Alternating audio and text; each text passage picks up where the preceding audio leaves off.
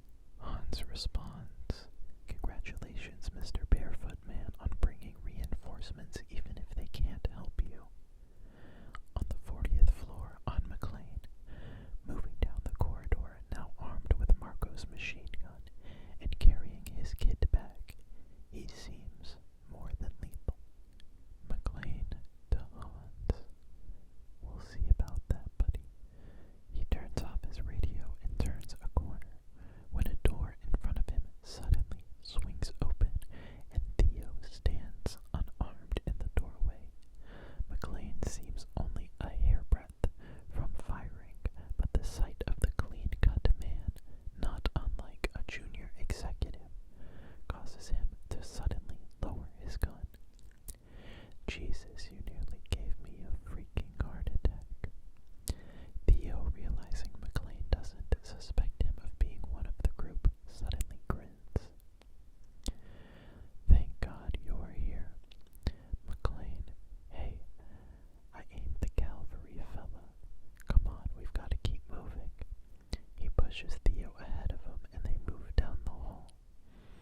On the 32nd floor, Carl steps off the elevator and goes through the crowd of hostages to report to Hans. Continued. Carl. He killed Marco and threw his body out of the window. Heinrich and Theo don't answer their calls. Suddenly they hear Powell's voice over the CB. This is Sergeant Al Powell of the Los Angeles Police Department. If the person who radioed for help can hear me, acknowledge this transmission. I repeat. On the 30th floor, McLean and Theo moving down the corridor. They hear the transmission also. McLean stops Theo and grabs his CB. That's okay, you got him. You, the guy in the car. On the police operations trailer, Powell stands in front of his destroyed cruiser and looks up at the building. Behind him, the technicians, city power, and light personnel, SWAT officers in protective gear, move in all directions. A trailer is being backed into a single side street, which will become the police center of operations. It is like watching a small town being constructed right before your eyes. Powell on his CB. What's left of him? I left my stomach over there. Can you identify yourself? McLean. Not now. Let me tell you what I can quickly, because I might have to get out of here fast. These guys mean business. Besides the pea shooters they want after you with, they've also got anti-tank weapons and surface-to-air missiles. How many are there? Don't know, but I've killed 3, including the one that fell out of Santa's sleigh. Yeah, let's not forget him. The leader goes by the name Hans. He's locked down in the elevators. Also, I haven't found one of them yet who didn't carry a radio, so you can bet they're monitoring this call. Channel 26 seems to be their inter-office number, but they move in and around it in German, so get someone who speaks it to give you a play-by-play. Sounds like you know this bunch pretty well. Well, I've gotten pretty intimate waiting on you guys to get here. I hear you. Well, we're here now, partner.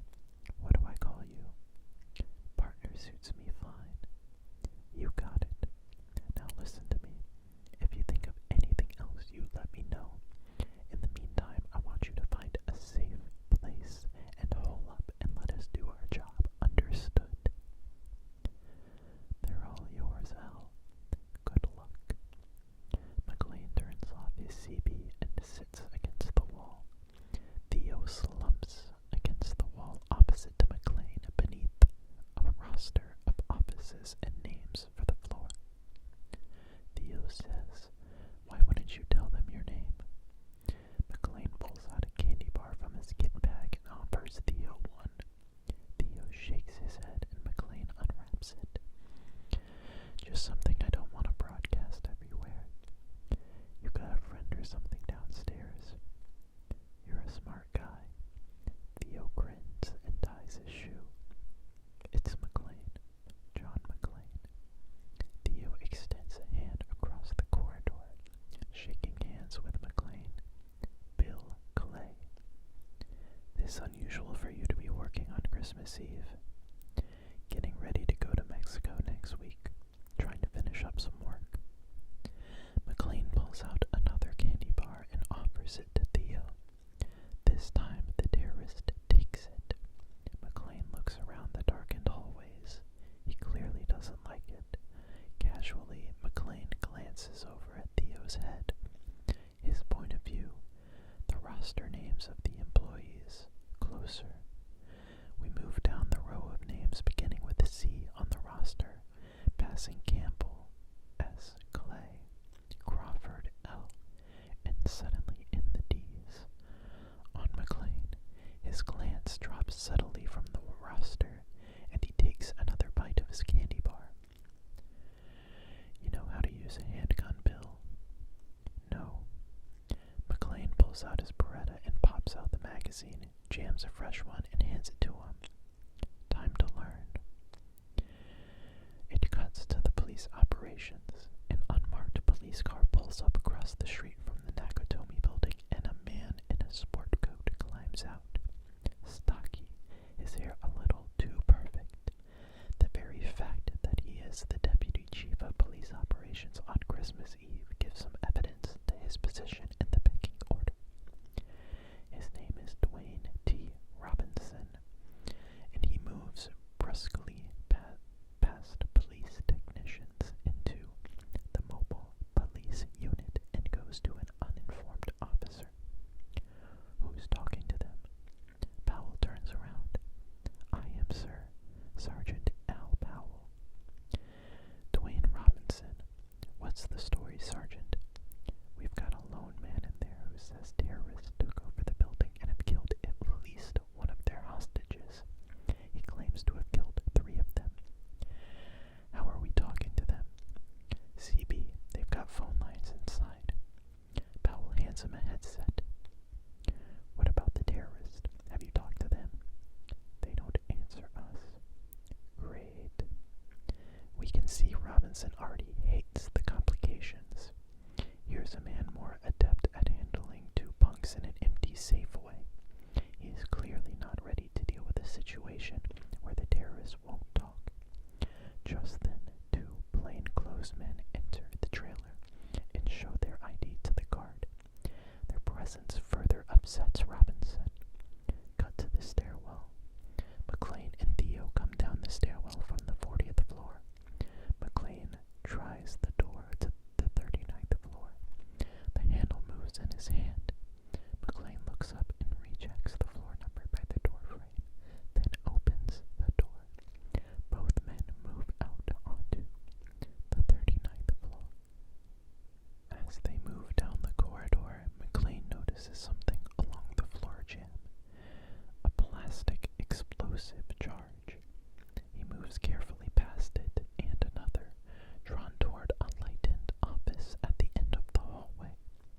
McLean moves into the office where we recognize as the anteroom to the safe room.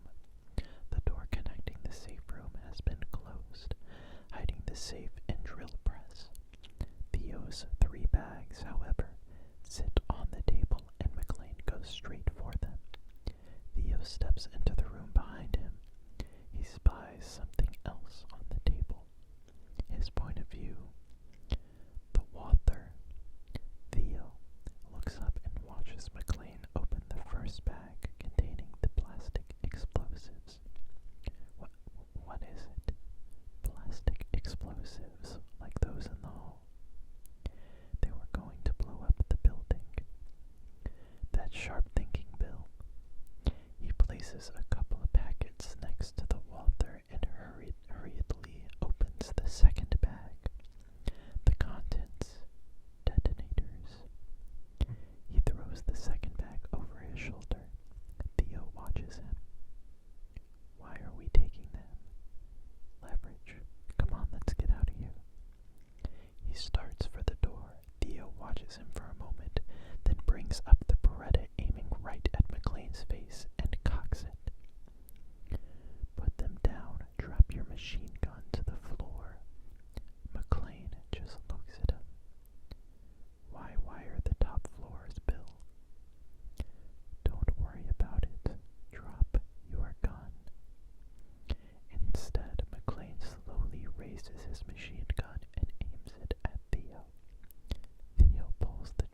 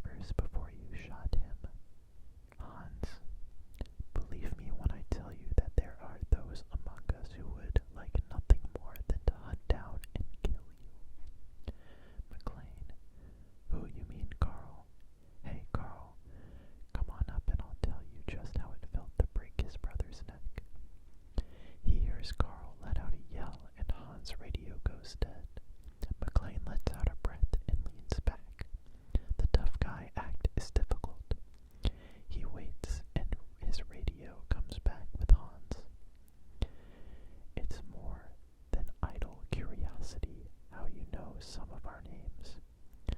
I feel at a slight disadvantage not knowing yours. You'll get over it. You have a very cavalier attitude for someone who probably has a loved one on this very floor. You got the wrong guy, fella. I was just here fixing the cigarette machines when you came barging in. Hans, a vending machine repairman who breaks people's necks. It's a tough business, and it will get tougher, I promise. Well, it's a big building, Hans. Lots of luck, fella. The police trailer, Robinson. Quick, patch me in there. Hans, is that your name? This is Captain Dwayne Robinson, LAPD. Is anyone hurt in there or need medical help? Everyone is fine, Mr. Robinson. What do you want? Let's talk. You're eager, aren't you? Please sit back and relax. We will contact you when we are ready. Hans turns off his radio. In the police trailer, on Robinson. Wait. Crap. The two well-dressed men chuckle at Robinson's frustration. The big man lights a cigarette for the smaller one. Robinson turns on them angrily. Who are you guys with? They each pull out their ID and flash it at him. Special Agent Johnson, FBI. Sounds like you're in for a fun Christmas Eve, Chief. You want to crack jokes? Go up to Sunset. This isn't your operation anyway. Hey, we're just here to observe, or if you want to bounce ideas off of us, or if it should suddenly become our operation. He lets the implication of a possible changeover hang for a moment. This isn't lost on Robinson. Just stay the heck out of my way. Turning back, Johnson and Johnson. Jesus. Big Johnson grins and stops an uninformed cop going out of the door of the trailer. Where's the coffee round here? Cut to the hostage room, Hans and Carl. Preps his weapon with a hunter's obsession for detail. Find him and the detonators. Carl leaves and Hans watches from the doorway.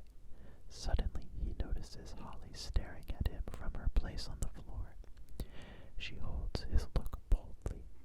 Holly, why don't you want to talk to them? The police, why should I? You want to get away, don't you? You can negotiate that. I have many worries, but getting away is not one of them.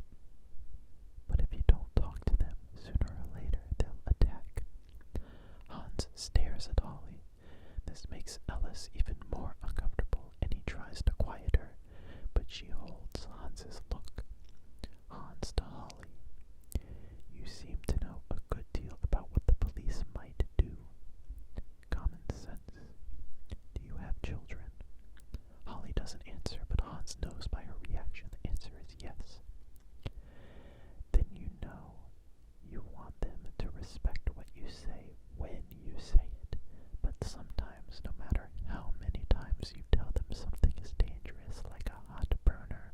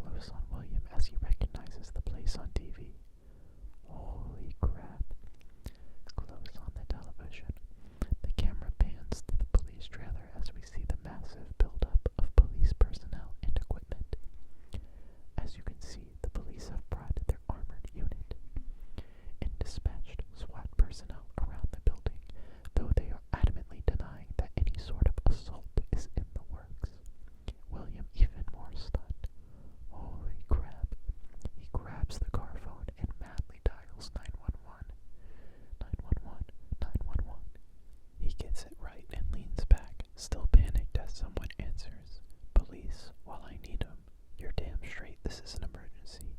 You know that building in Century City that's full of terrorists? Yeah, that's the one. Well, I'm sitting right this very second on. The word freezes in his mouth as something suddenly dawns on him.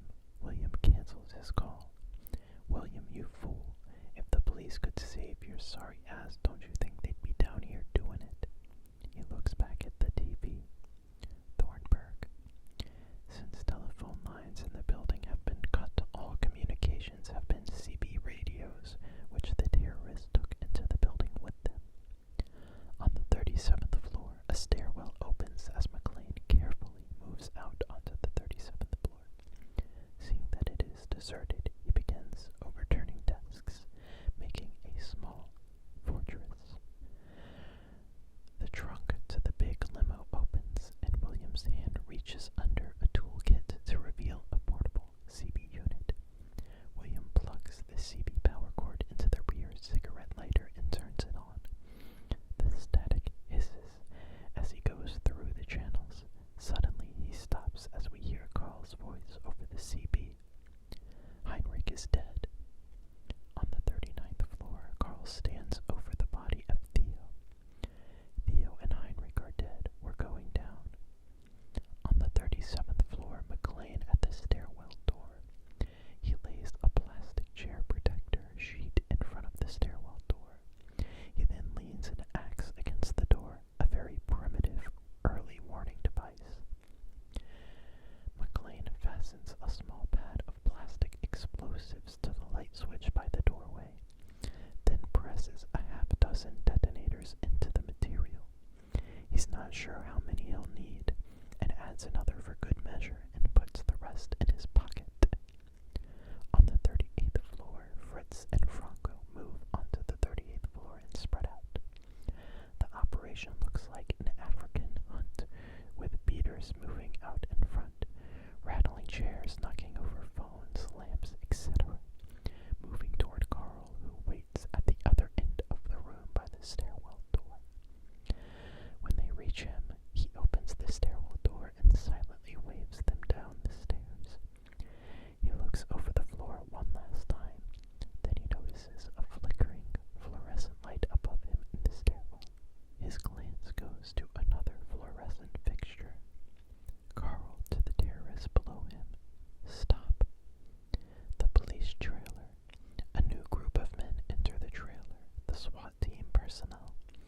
One in particular, Captain Mitchell, eyes a pretty policewoman on the way in. Following Mitchell is a small man with pencils in his shirt pocket and a hard hat. George Henry, city engineer's office. The last man in enters in a tuxedo, pulled away from the party. His name is Ralph Bailey, a late 30s mayor's office liaison. Johnson & Johnson view the assembly with detached amusement. Robinson does the introductions quietly.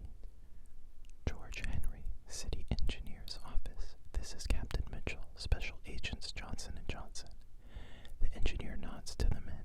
Mitchell eyes the feds, wary of his competition. And this is Ralph Bailey, mayor's office. Bailey takes an offered cup of coffee. He looks like he needs it. Henry unrolls the building's plans while Robinson talks.